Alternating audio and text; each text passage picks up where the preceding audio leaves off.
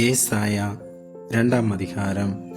ஆமோத்சின் குமாரனாகிய ஏசாயா யூதாவையும் எருசலேமையும் குறித்து கண்ட தரிசனம். கடைசி நாட்களில் கர்த்தருடைய ஆலயமாகிய பர்வதங்களின் கொடுமுடியில் ஸ்தாபிக்கப்பட்டு மலைகளுக்கு மேலாய் உயர்த்தப்படும். எல்லா ஜாதிகளும் அதற்கு ஓடி வருவார்கள். திரளான ஜனங்கள் புறப்பட்டு வந்து, நாம் கர்த்தரின் பர்வதத்துக்கும் யாக்கோபின் தேவனுடைய ஆலயத்துக்கும் போவோம், வாருங்கள். அவர் தமது வழிகளை நமக்கு போதிப்பார், நாம் அவர் பாதைகளில் நடப்போம் என்பார்கள். ஏனெனில் சீயோனிலிருந்து வேதமும் எருசலேமிலிருந்து கர்த்தரின் வசனமும் வெளிப்படும். அவர் ஜாதிகளுக்குள் நியாயம் தீர்த்து திரளான ஜனங்களை கடிந்து கொள்வார். அப்பொழுது அவர்கள் தங்கள் பட்டயங்களை மண்வெட்டிகளாகவும் தங்கள் ஈட்டிகளை அரிவாள்களாகவும் அடிப்பார்கள். ஜாதிக்கு விரோதமாய் ஜாதி பட்டயம் எடுப்பதில்லை, இனி அவர்கள் யுத்தத்தை கற்பதும் இல்லை. யாக்கோபின் வம்சத்தாரே, கர்த்தரின் வெளிச்சத்திலே நடப்போம், வாருங்கள். யாக்கோபின் வம்சத்தாராகிய உம்முடைய ஜனத்தை கை நெகிழ்ந்தீர். அவர்கள் கீழ்த்திசையாரின் போதகத்தால் நிறைந்து பெலிஸ்தரை போல் நாள் பார்க்கிறவர்களாயிருந்து அந்நிய புத்திரர் மேல் பிரியப்படுகிறார்களே. அவர்கள் தேசம் வெள்ளியினாலும் பொன்னினாலும் நிறைந்திருக்கிறது. அவர்கள் பொக்கிஷங்களுக்கு முடிவில்லை. அவர்கள் தேசம் குதிரைகளாலும் நிறைந்திருக்கிறது. அவர்கள் இரதங்களும் முடிவில்லை.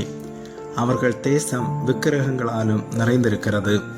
தங்கள் கைகளின் கிரியையையும் தங்கள் விரல்கள் உண்டு பண்ணினதையும் பணிந்து கொள்கிறார்கள். சிறியவனும் குனிகிறான், பெரியவனும் பணிகிறான். ஆகையால் அவர்களுக்கு மன்னியாதிருப்பீர். கர்த்தரின் பயங்கரத்திற்கும் அவருடைய மகிமை பிரதாபத்திற்கும் விலகி நீ கண்மலையில் ஒதுங்கி மண்ணில் ஒளித்துக்கொள். நரரின் மேட்டுமையான கண்கள் தாழ்த்தப்படும், மனுஷரின் வீராப்பும் தனியும். கர்த்தர் ஒருவரே அந்நாளில் உயர்ந்திருப்பார். எல்லாம் தாழ்த்தப்படும் பொருட்டு சேனைகளுடைய கர்த்தரின் நாளானது. பெருமையும் மேட்டுமையுமானவை எல்லாவற்றின் மேலும் உயர்ந்தவை.